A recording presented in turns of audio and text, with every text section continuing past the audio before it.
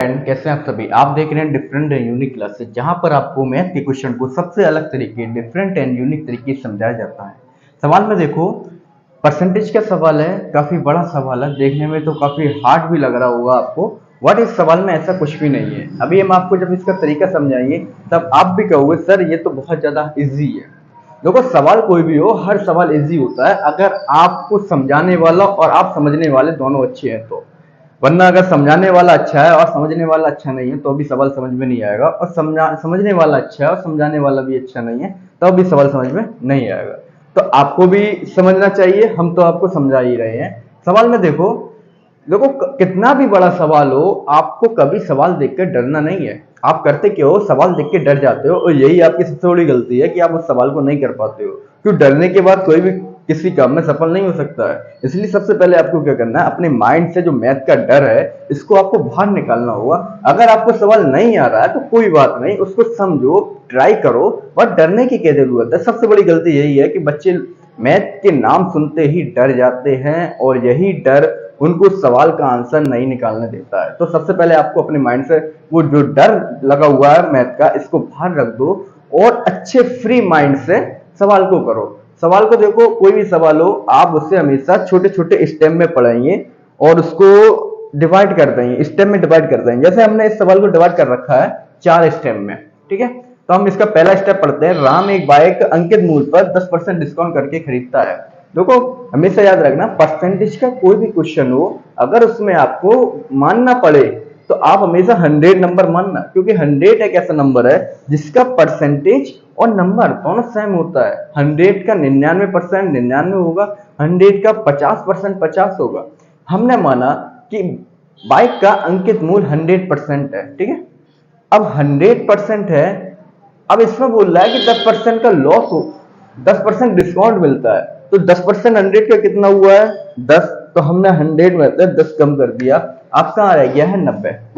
अब आगे देखिए, एक वर्ष बाद राम वह बाइक रमेश को 20% हानि पर बेच देता है। अब जो बाइक उसने 90 रुपए की ली थी, बाइक 100 की थी, बट उसने ली कितने की थी? 90 रुपए की।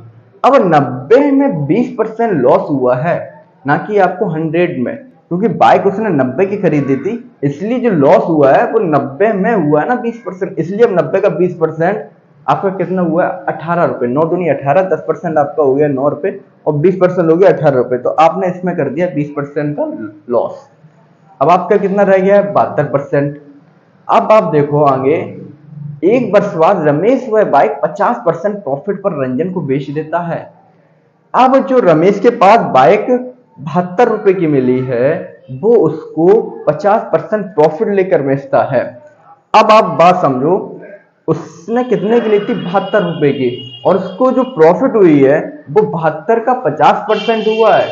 इसीलिए हम जो परसेंटेज जोड़ेंगे वो 72 का 50% इसमें ऐड करेंगे, और 72 का 50% आपका होगा 36। 50% की ट्रिक भी समझ लो, कोई भी नंबर हो उसका अगर आपको 50% निकालना है तो डायरेक्टली आप उसका हाफ कर दो, वो 50% रह जाता है। 50-50 बोलते हैं ना, कि 50% तेरा 50% मेरा, कि आधा तेरा आधा मेरा। तो 72 का भी 50% आपके आगे 36। अब उसने जो बाइक को बेचा है वो 36 प्लस 72 आपका हुआ 108। बात तो ध्यान से समझो, 108 हो गया है।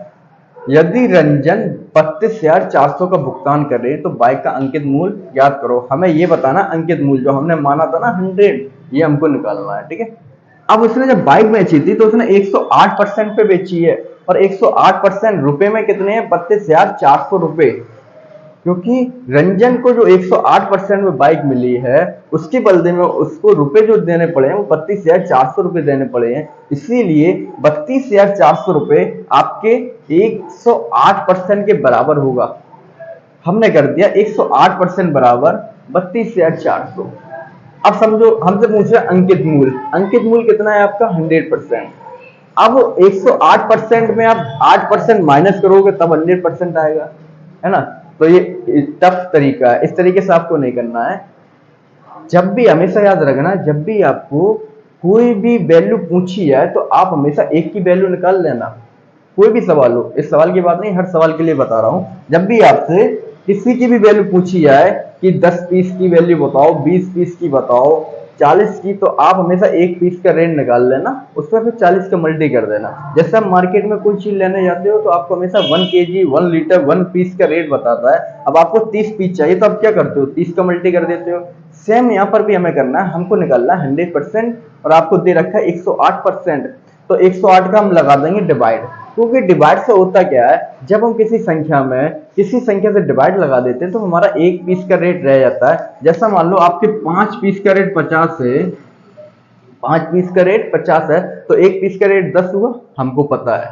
अगर हम 5 का डिवाइड लगा दें 50 में, तो एक पीस बराबर आपका आ गया 10। ठीक है, तो डिवाइड से हमेशा एक पीस का रेट निकल कर आता है। तो जब हम 108 का डिवाइड लगाएंगे, आपका 1% की वैल्यू निकल के आ जाएगी। 1% आपका आ गया 300 रुपए, क्योंकि 108 थी, या कितना हुआ आपका 324। अब 2 जीरो है, आपने 2 जीरो लगा दिए। ठीक है, अब 100 का मल्टी कर देंगे, 100 का मल्टी किया, 100% बराबर 30,000 रुपए।